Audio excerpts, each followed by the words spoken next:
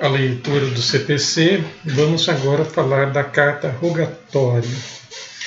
O procedimento da carta rogatória perante o STJ é de jurisdição contenciosa e deve assegurar às partes as garantias do devido processo legal.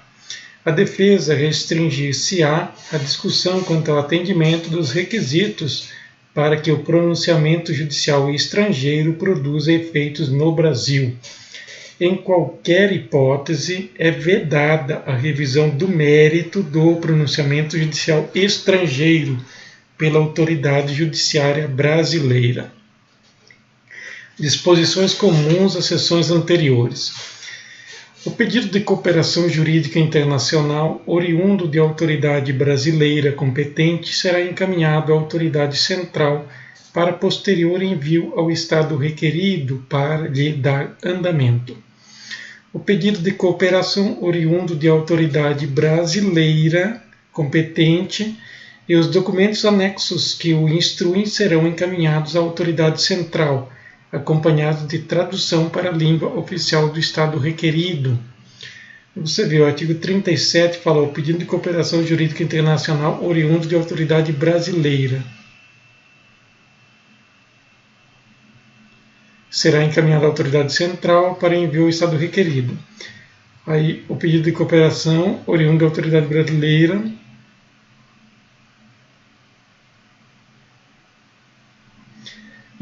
competente, os documentos anexos que o instruem serão encaminhados à autoridade central, acompanhado de tradução para a língua oficial do Estado requerido. Ou seja, tem que haver aquela tradução, né? O pedido passivo de cooperação jurídica internacional será recusado se configurar manifesta ofensa à ordem pública.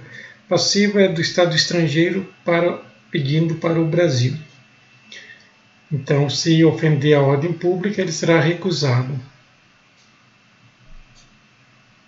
Se configurar manifesta ofensa, manifesta ofensa. A cooperação jurídica internacional para execução de decisão estrangeira dar-se-á por meio de carta rogatória ou de ação de homologação de sentença estrangeira, de acordo com o artigo 960. Considera-se quando começa assim, considera-se, quando tem conceito, isso normalmente é cobrado em provas principalmente objetiva.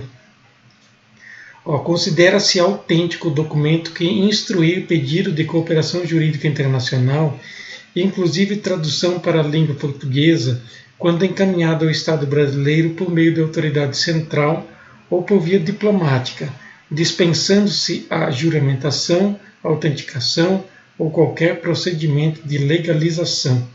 Está vendo? Já considera autêntico. E aí, por considerar autêntico, não precisa juramentação, autenticação ou qualquer outro procedimento de legalização.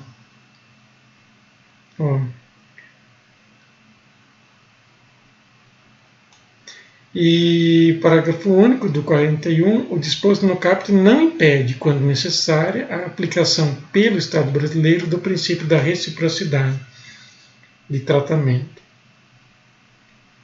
Então vamos lá, competência. Disposições gerais. As causas cíveis serão processadas e decididas pelo juiz nos limites de sua competência, ressalvadas às partes o direito de instituir o juízo arbitral na forma da lei.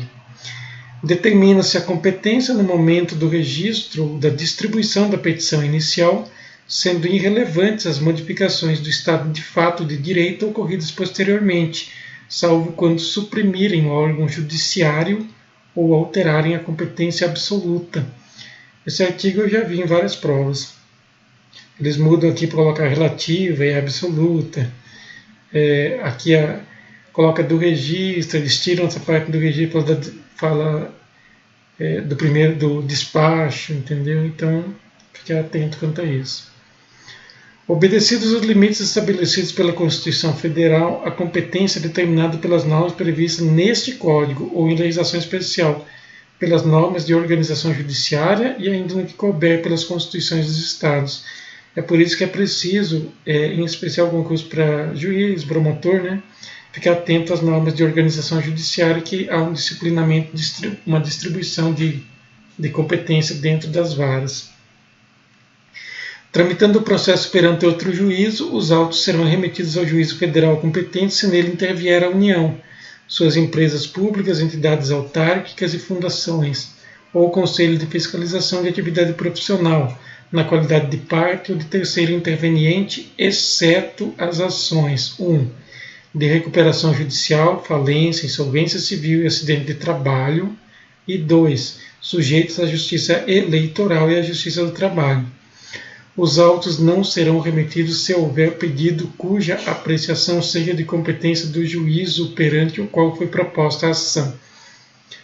Na hipótese do parágrafo 1º, o juiz, ao não admitir a acumulação de pedidos em razão da incompetência para apreciar qualquer deles, não examinará o mérito daquele em que exista interesse da União, de suas entidades autárquicas ou de suas empresas públicas. O juízo federal restituirá os autos ao juízo estadual sem suscitar conflito, no caso de competência, se o ente federal cuja presença ensejou a remessa for excluído do processo. Se for excluído, ele não suscita conflito. Lembrando que se o juízo federal decidir que não tem interesse federal na causa e declinar para o juízo comum se entender diferente, tem que suscitar conflito ao tribunal, ao STJ, no caso. A ação fundada em direito pessoal ou em direito real sobre bens móveis será proposta em regra no foro de domicílio do réu. Tendo mais de um domicílio, o réu será demandado no foro de qualquer deles. Sendo incerto ou desconhecido o domicílio do réu, ele poderá ser demandado onde for encontrado ou no foro de domicílio do autor. Quando o réu não tiver domicílio ou residência no Brasil, a ação será proposta no foro de domicílio do autor. E se este também residir fora do Brasil, a ação será proposta em qualquer foro. Havendo 2 ou mais réus com diferentes domicílios, serão demandados no foro de qualquer deles à escolha do autor. A execução fiscal será proposta no foro de domicílio do réu, no de sua residência ou do lugar onde for encontrado. Para as ações fundadas em direito real sobre imóveis, é competente o foro de situação da coisa. O autor pode optar pelo foro de domicílio do réu ou pelo foro de eleição, se o litígio não recair sobre direito de propriedade, vizinhança, servidão, divisão e demarcação de terras e denunciação de obra nova. A ação possessória imobiliária será proposta no foro de situação da coisa, cujo juízo tem competência absoluta. O foro do domicílio do autor da herança no Brasil é o competente para o inventário, a partilha, a arrecadação, o cumprimento de disposições de última vontade, a impugnação ou anulação de partilha extrajudicial e para todas as ações em que o espólio for réu, ainda que o óbito tenha ocorrido no estrangeiro. Se o autor da herança não possuía domicílio certo, é competente o foro de situação dos bens imóveis. Não havendo bens imóveis em foros diferentes, havendo bens imóveis em foros diferentes, qualquer destes. Esse aqui, inclusive, foi tema de prova, agora prova objetiva do concurso de juiz TJDF 2022. A resposta era esse inciso 2, que a parte tinha o falecido, o de cujos tinha imóveis em mais de um domicílio.